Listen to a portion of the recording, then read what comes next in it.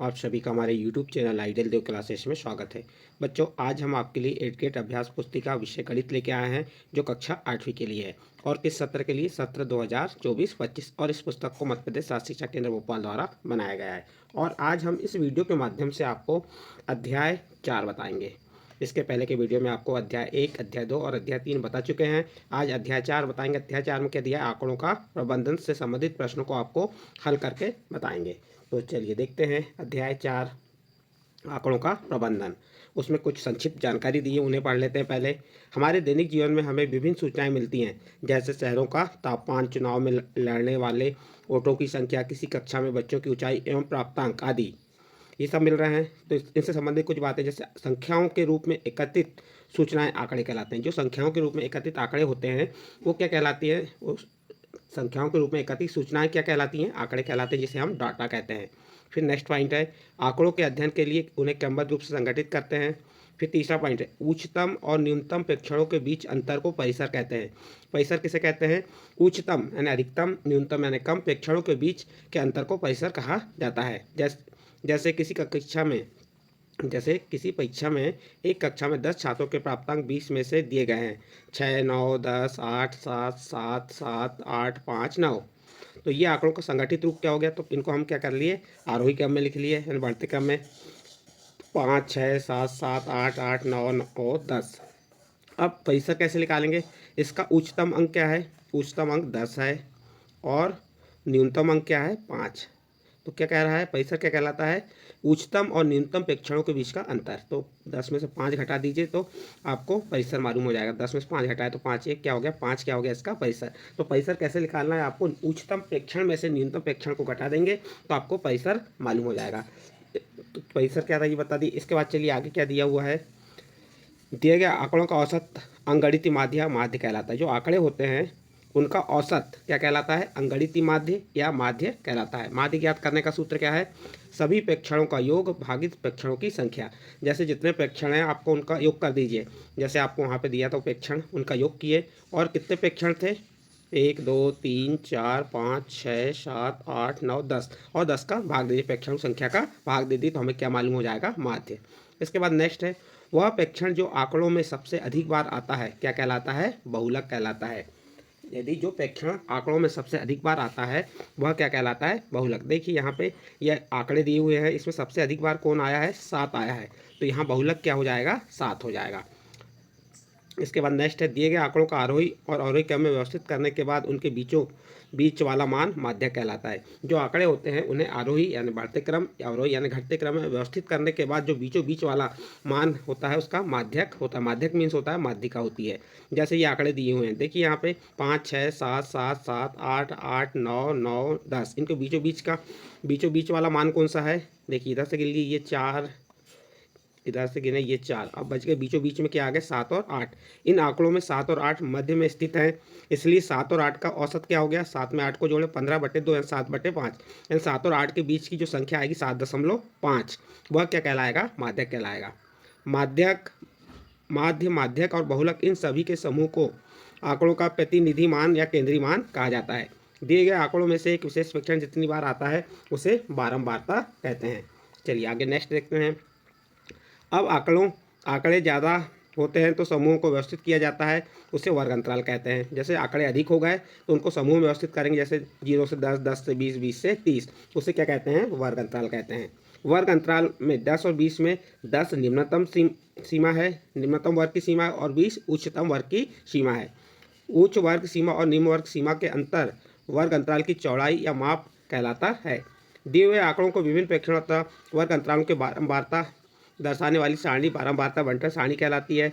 आयतों को आयत चित्र के रूप में निरूपित भी किया जा सकता है, जहां वर्ग अंतराल को क्षैतिज अक्ष पर दर्शाया जाता है। प्रत्येक दंड या आयत की ऊंचाई उस वर्ग अंतराल की बारंबारता कहलाती है, परंतु दो दंडों के बीच कोई रिक्तता नहीं होती। हम आंकड़ों को दंड आलेख या पाई चार्ट आदि के माध्यम से भी दर्शाते हैं, जिनके बारे में हम इस अध्याय में अध्ययन करेंगे।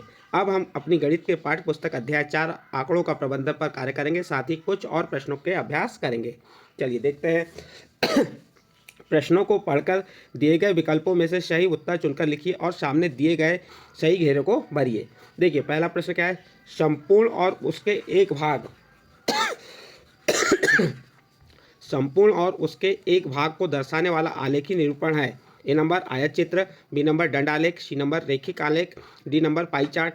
तो इसका सही आंसर आ जाएगा डी नंबर पाई चार्ट। और जो उसके सामने घेरे हैं उसको आप क्या कर देंगे, भर देंगे। जो आपके पास पेन है उस पेन से इसको डार्क कर देंगे। फिर अगला प्रश्न है प्रश्न नंबर 2। संकेतों का प्रयोग करते हुए आंकड़ों का चित्रीय निरूपण है। संकेतों का प्रयोग करते हुए आंकड़ों का चित्रीय निरूपण है। A number pie chart, B number रेखिक आलेख, सी नंबर चित्रालेख और डी नंबर आयत चित्र। तो इसका सही आंसर आ जाएगा सी नंबर चित्रालेख। अगला प्रश्न है, जब एक पासे को फेंका जाता है तो 2 आने की प्रायिकता है। देखिए पासे में कुल अंक कितने होते हैं, 6 अंक होते हैं। और किसकी दो अंक आने की प्रायिकता कह रहा है, 2 अंक आने की। तो कुल परिणाम कितने हो गए, 6। और अनुकूल परिणाम कितने हो गए, 2, यानी 1, 2 का 1। तो ये आपका आंसर आ जाएगा ए नंबर 1/6।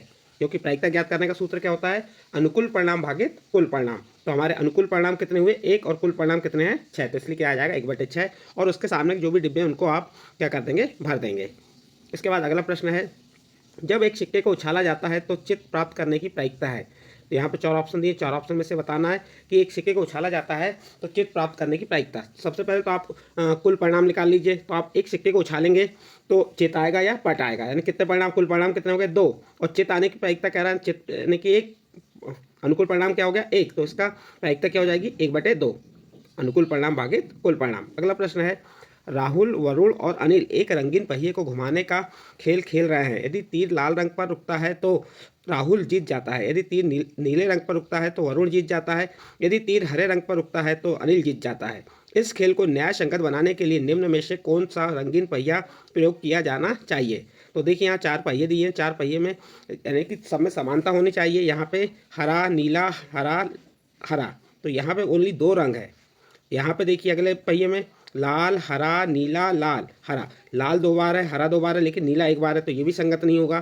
फिर तीसरे में देखिए नीला, लाल, हरा, लाल, नीला, लाल। तो यहाँ पे आप देख सकते हैं लाल 2 बार है, लाल 3 बार आया है, नीला 2 बार, हरा 1 बार है, तो ये भी नहीं होगा।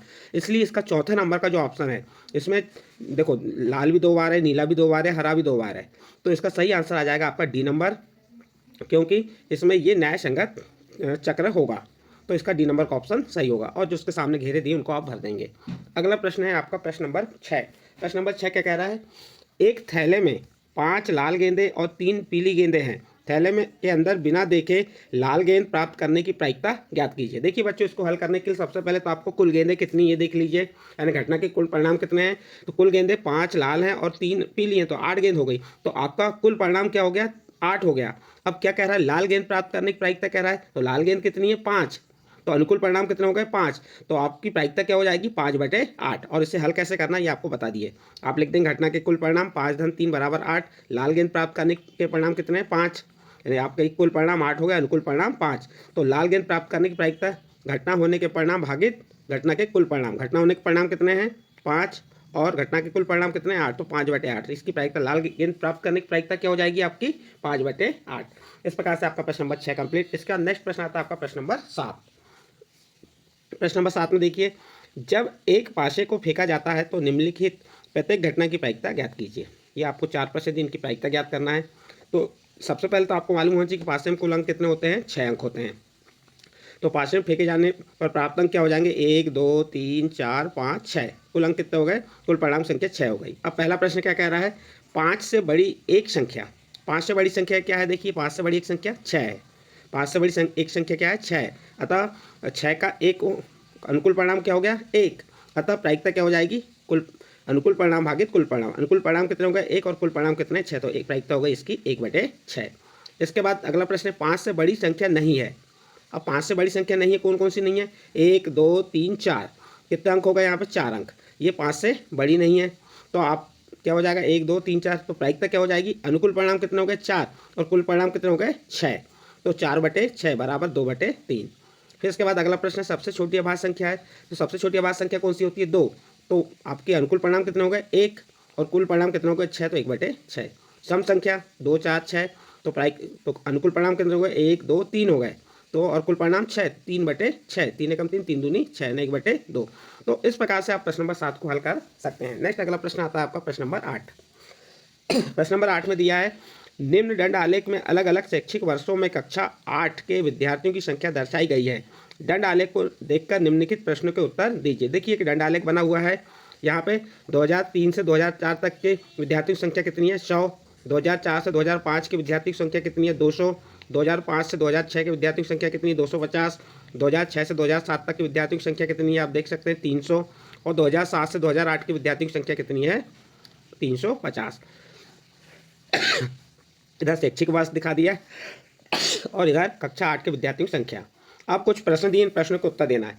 इस दंड आलेख द्वारा क्या सूचना दी जा रही है? इस दंड आलेख द्वारा क्या सूचना दी जा रही है? इस प्रश्न का उत्तर आप इधर से देख के लिख सकते हैं। यह दंड आलेख विभिन्न शैक्षिक वर्षों में कक्षा 8वीं के विद्यार्थियों की संख्या दर्शाता है। ये पहले प्रश्न का उत्तर हो गया। इसके बाद नेक्स्ट अगला प्रश्न आता है आपका प्रश्न नंबर 2। किस वर्ष में विद्यार्थियों की संख्या में अधिकतम वृद्धि हुई है? तो देखिए यहाँ पे 2003 और 2004 में कितने थे? 100 थे। 2004 और 5 में कितने हो गए? 200। तो इन दोनों के बीच का अंतर कितना है? 100 का अंतर है। फिर 2004 और 5 में कितने थे? 200। और 2005-6 में कितने हो गए? 250। यानी 50 का अंतर है। फिर यहाँ पे कितना? 250 और इसमें 300, इसमें 50 का अंतर है। यहाँ 300 और यहाँ 350, यानी इसमें 50। सबसे अधिक जो अधिकतम वृद्धि हुई है वह 2004 और 5 में हुई है। तो आप उत्तर में क्या लिख देंगे? यहाँ लिख देंगे वर्ष 2004 एवं 5 विद्यार्थियों की संख्या में अधिकतम वृद्धि हुई है। इसके बाद नेक्स्ट तीसरा प्रश्न देखिए क्या कह रहा है। किस वर्ष में विद्यार्थियों की संख्या अधिकतम है? तो आप देख सकते हैं किस वर्ष? 2007 और 8 में विद्यार्थियों की संख्या अधिकतम है। तो इसके उत्तर में क्या लिख देंगे? वर्ष 2007-8 में विद्यार्थियों की संख्या अधिकतम है। फिर अगला प्रश्न था आपका, क्या है अगला प्रश्न? चौथा, बताइए कि सत्य है या असत्य 2005-2006 में विद्यार्थियों की संख्या 2003 और 2004 की संख्या की दुगनी है। देखिए 2005 और 2006 में कितनी है? आप देख सकते हैं यहाँ पे 250 है। और 2003 और 4 में कितनी है? 100। 100 का दुगुना कितना होता है? 200। तो क्या दुगनी है क्या? नहीं, यहाँ पे 250 है और इसमें 100 है।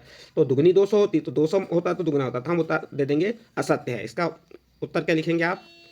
यह असत्य है कि 2005-6 में विद्यार्थियों की संख्या 2003-4 की संख्या की दुगनी है। इस प्रकार से बच्चों आप इस प्रश्न का उत्तर भी कंप्लीट कर सकते हैं। कौन सा प्रश्न था आपका? प्रश्न नंबर 8। इसका नेक्स्ट प्रश्न आता है आपको प्रश्न नंबर 9। निम्न द्विदंड आलेख में 2 शैक्षिक वर्षों में एक विद्यार्थी द्वारा अलग अलग विषयों में प्राप्त किए गए अंक दिए गए हैं। द्विदंड आलेख को देखकर निम्नलिखित प्रश्नों के उत्तर दीजिए। देखिए यहाँ पे कितने द्विदंड, 2 दंड वाले आलेख बने हुए हैं। इस साइड पे विषय दिए हुए हैं। विषय कौन से हैं? गणित, सामाजिक विज्ञान, विज्ञान, अंग्रेजी, हिंदी। और इस साइड एक विद्यार्थी द्वारा प्राप्त किए गए अंक हैं 2005 और 2005-6 और 6-7 के। और जो आपके नीचे प्रश्न दिए, प्रश्नों के उत्तर देना। पहला प्रश्न है, इस द्विदंड आलेख द्वारा क्या सूचना दी गई है? आप इसका उत्तर बता देंगे। इस द्विदंड आलेख द्वारा यह द्विदंड आलेख द्वारा एक विद्यार्थी द्वारा वर्ष 2005-6 और 2006-7 में विभिन्न विषयों में प्राप्त अंकों की तुलना दर्शाता है। इसके बाद इसी का सेकंड प्रश्न क्या कह रहा है? किस विषय में विद्यार्थी के प्रदर्शन में सबसे अधिक सुधार हुआ है? देखिए यहाँ पे गणित में पहले कितने अंक थे? 30 अंक थे 2005 में। और 2006 में कितने अंक हैं? 60। उसी प्रकार सामाजिक विज्ञान में देख सकते हैं यहाँ पे 50 और ये 55। तो ये दंड आलेख देख के आप समझ सकते हैं कि यहाँ पे गणित अंक 2005 में कम अंक थे और 2006 में उसमें अधिक सुधार हुआ है।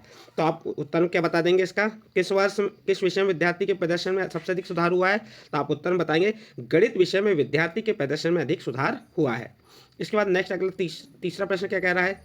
किस विषय में प्रदर्शन में गिरावट आई है? आप देख सकते हैं यहाँ पे 2005 के जो लाल रंग के जो आपको दंड आलेख दिख रहे हैं, इसमें आप देख सकते हैं तो जो 2005 में, ये अंग्रेजी विषय में देखिए 2005 में जो ग्राफ था ऊपर था और 2006 में क्या हुआ? नीचे आया। गिरावट कहाँ हुई है? अंग्रेजी विषय में। तो आप उत्तर में लिख देंगे, क्या लिखेंगे उत्तर में? अंग्रेजी विषय में प्रदर्शन में गिरावट आई है। प्रश्न क्या था आपका? किस विषय में प्रदर्शन में गिरावट आई? तो आप बता देंगे अंग्रेजी विषय में प्रदर्शन में गिरावट आई। अगला प्रश्न है, किस विषय में प्रदर्शन में समान रहा है? तो यहाँ देखिए समान कहाँ पे है? ये देखिए हिंदी। समान दोनों, ये आपके लाल और दोनों 5 और 6 के जो दंड आलेख दिख रहे हैं समान है। तो आपका हिंदी विषय में प्रदर्शन समान रहा। इस प्रकार से उत्तर में लिख देंगे हिंदी विषय में प्रदर्शन समान रहा। यह प्रश्न भी आपका कंप्लीट होता है। इसके बाद नेक्स्ट अगला प्रश्न आता है प्रश्न नंबर 10। दी गई सारणी में किसी राज्य के खाद्यान्न उत्पादन को दर्शाया गया है। आंकड़ों को दंड आलेख में दर्शाइए। देखिए वर्ष 2001 में 45 जो उत्पादन हुआ कितना? 45 लाख टन। 2002 में 48 लाख टन। 2003 में 60 लाख टन। 2004 में 62 लाख टन और 2005 में 80 लाख टन। अब इनको आपको दंड आलेख में दर्शाना है। तो इस साइड पे आप वर्ष दर्शा देंगे, जो आपका जो एक्स अक्ष में क्या वर्ष दस आएंगे, 2001, 2002, 2003, 2004, 2005, और इधर उत्पादन लाख टनों में बता देंगे वाई अक्ष में। पैमाना मान लेंगे वाई अक्ष बराबर 1 सेंटीमीटर बराबर 10 लाख। देखिए यहाँ पे जो 1 सेंटीमीटर है किसके बराबर माना गया है, ये 10 लाख के बराबर माना है। तो अब देखिए 2001 में कितना, 45 लाख, तो ये यहाँ पे ये 45 लाख का एक दंडालेख बना दिया आपने 2001 में। 2002 में 48, और 2003 में 60, 2004 में 62, और 2005 में 80। तो इस प्रकार से आप पैमाना मान के एक दंडालेख बना सकते हैं। ये आपका प्रश्न नंबर 10 कंप्लीट। इसके बाद नेक्स्ट अगला प्रश्न आता है आपका प्रश्न नंबर 11। किसी छात्रावास में विभिन्न भाषाएं बोलने वाले विद्यार्थियों की संख्या नीचे दी गई है। इन आंकड़ों को एक पाई चार्ट द्वारा प्रदर्शित कीजिए। देखिए यहाँ भाषा दिया है हिंदी, अंग्रेजी, मराठी, तमिल और उसका योग। विद्यार्थियों की संख्या दी है 40, 25, 15 और 10, और इन भाषाओं का जो विद्यार्थियों की संख्या है इनका योग कितना है, 90 है। अब इसको हमको क्या बनाना है, पाई चार्ट। पाई चार्ट बनाने के लिए इस प्रकार से पहले हम हल कर लेंगे, एक सारणी बना लेंगे। पहले भाषा लिख लेंगे हिंदी, अंग्रेजी, मराठी, तमिल। विद्यार्थी की संख्या कितनी है, 40, 25, 15 और 10। ये आपके दो कॉलम बन गए। अब संपूर्ण भाग निकालना है, तो आपको संपूर्ण भाग निकालना है तो विद्यार्थी की संख्या में जो कुल विद्यार्थियों की संख्या उसका भाग देंगे। तो 40 भागित 90, ये 40 हो गया, और कुल योग कितना है विद्यार्थियों का, 90। तो 40 भागित 90, शून्य शून्य कटा, 4/9। ये आपका क्या निकल गया, संपूर्ण भाग। अब इसका केंद्रीय कोण कैसे निकालेंगे, इस 4/9 में जो हमारे केंद्रीय कोण की माप कितनी होती है, 360 अंश का गुणा कर देंगे। तो 9 चौके 36, कितने बार कट गया, 9 से 360, 40 बार कटा, और 40 का 4 में गुणा की तो 160। इसी प्रकार आपके अंग्रेजी, मराठी और तमिल को निकालेंगे। देखो विद्यार्थी संख्या कितनी है, 25, और संपूर्ण भाग निकालना है, तो संपूर्ण भाग निकालने के क्या करेंगे, विद्यार्थी की संख्या में कुल भाग का भाग देंगे। 25 भागित 90, और इसको काट पीट के किए तो कितना आ गया, 5/18। देखिए 5 में 25, हाँ, और 5 का भाग जब 90 में दिए कितने बार गए, 18, तो 5/18। और ये केंद्रीय कोण निकालना है, तो 5/18 गुणे 360। केंद्रीय कोण निकालने के लिए जो आपका संपूर्ण भाग निकला है उसमें 360 का गुणा किए। अब इसको काटेंगे, 18 एकम 18, 18 दूनी 36, कितने बार कटेगा ये, 20 बार कट गया। कितने बार कट गया ये, 20 बार कट गया। तो ये आपका 20 का आप 5 गुणा की तो कितना आ गया, 100।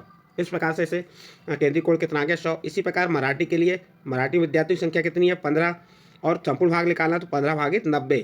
तो ये 90 कहाँ का है, ये कुल जो विद्यार्थियों की संख्या है उसका भाग देंगे। तो ये कितना आ जाएगा, 15 छक्के 90, 1/6। 1/6 गुणे 360, 6 का भाग 360 में दी तो 60 बार गया। तो इसका केंद्रीय कोण क्या आ गया, 60 अंश। इसके बाद आप नेक्स्ट क्या करेंगे, तमिल। तमिल विद्यार्थी की संख्या कितनी, 10। तो संपूर्ण भाग निकालने के लिए क्या करेंगे, विद्यार्थियों की संख्या भागित कुल विद्यार्थी। तो 10 भागित 90, शून्य शून्य काटा, 1/9। 1/9 में 360 का गुणा की तो 40 अंश के आ गया इसका केंद्रीय कोण। अब ये केंद्रीय कोण आने के बाद आपको क्या करना है, अब इसका पाई चार्ट बनाएंगे। तो यहाँ पे एक वृत्त बना लेंगे। वृत्त बनाने के बाद एक आपने क्या ले लिए, त्रिज्या ले लिए। तो यहाँ पे एक 60 अंश का कोण बना लिए, फिर इस पर रखे तो 40 अंश का, फिर इस पर रखे तो 160 अंश का, फिर 5। तो इस प्रकार से आप पाई चार्ट कंप्लीट कर सकते हैं। आपका प्रश्न नंबर 11 कंप्लीट होता है। इसके बाद नेक्स्ट प्रश्न आता है आपका प्रश्न नंबर 12। प्रश्न नंबर 12 क्या दिया है, 672 विद्यार्थियों के स्कूल आने जाने के लिए विभिन्न साधनों को पाई चार्ट में दर्शाया गया है। चार्ट देखें और निम्नलिखित प्रश्नों के उत्तर दीजिए। देखिए यहाँ पे पैदल कितने जा रहे हैं, 80 अंश, बस से 120 अंश, कार से 70 अंश, और साइकिल से 90 अंश। और यहाँ दो प्रश्न, 3 प्रश्नों का उत्तर देना है। कितने विद्यार्थी साइकिल से स्कूल जाते हैं, दूसरा प्रश्न कितने विद्यार्थी बस से स्कूल जाते हैं। तो देखिए इसको कैसे हल करेंगे, सबसे पहले कुल विद्यार्थी कितने हैं ये मालूम होना चाहिए। आपके कुल विद्यार्थी कितने हैं, 672। केंद्रीय प्रवृत्ति की माप कितनी होती है, 360 अंश होती है। और आपको साइकिल किसका निकालना, साइकिल की माप कितनी है, 90, और बस की माप कितनी है, 120। ये आप अब कैसे निकालेंगे, साइकिल से जाने वाले विद्यार्थी, तो क्या होगा आपका, जो साइकिल कितने अंश की कोण की माप क्या थी, 90 भागित 360 गुणित कुल विद्यार्थी कितने, 672। शून्य शून्य कटा, 9 चौके 36, और 4 का भाग इसमें दी 672, कितना आ गया, 168 विद्यार्थी। इसी प्रकार बस से जाने वाले विद्यार्थी निकालना है, तो आप क्या करेंगे, कितने अंश विद्यार्थी जाते हैं बस से, 120, और कुल केंद्रीय प्रवृत्ति की माप कितनी है, 360, 120 भागित 360 गुणित 672। इसको जब हम हल करेंगे तो हमें 224 विद्यार्थी प्राप्त होंगे। तो आपका प्रश्न था कितने विद्यार्थी साइकिल से स्कूल जाते हैं, तो आप उत्तर बताएंगे 168 विद्यार्थी साइकिल से स्कूल जाते हैं। और कितने विद्यार्थी बस से स्कूल जाते हैं, तो आप बता देंगे 224 विद्यार्थी बस से स्कूल जाते हैं। इस प्रकार बच्चों आपका प्रश्न नंबर 12 भी कंप्लीट होता है। इसके बाद नेक्स्ट प्रश्न आता है आपका प्रश्न नंबर 13। प्रश्न नंबर 13 क्या कह रहा है, दिए गए पाई चार्ट में सिंचाई के विभिन्न तरीकों को दर्शाया गया है। पाई चार्ट पढ़ें और निम्नलिखित प्रश्नों के उत्तर दीजिए। देखिए पाई चार्ट में देखिए ट्यूबवेल कितने प्रतिशत है, 25% है, नहर 46% और टैंक 17% और अन्य तरीके 12%। तो इसका पहला प्रश्न है कितने प्रतिशत भूमि नहरों द्वारा सींची जाती है। तो नहरों द्वारा कितने प्रतिशत भूमि सींची जाती है, आप देख सकते हैं 46%। यहाँ लिख देंगे 46% भूमि नहरों द्वारा सींची जाती है। फिर अगला प्रश्न है 17% भूमि किस माध्यम से सींची जाती है। देखिए 17% भूमि किसके माध्यम से सींची जाती है, टैंक। यहाँ लिख देंगे 17% भूमि टैंकों द्वारा सींची जाती है। फिर अगला प्रश्न है ट्यूबवेल से सींची जाने वाली भूमि का प्रतिशत कितना है। तो ट्यूबवेल से सींची जाने वाली भूमि का प्रतिशत कितना है, 25% है। यहाँ लिख देंगे ट्यूबवेल से सींची जाने वाली भूमि का प्रतिशत 25 है। तो इस प्रकार से आप इस प्रश्न को कंप्लीट कर सकते हैं। नेक्स्ट अगला प्रश्न आता है प्रश्न नंबर 14। प्रश्न नंबर 14 क्या कह रहा है, किसी व्यक्ति की मासिक आय 15,000 है, उसके द्वारा मासिक बचत को पाई चार्ट पर दर्शाने वाले तज्जखंड का केंद्रीय कोण 60 अंश है।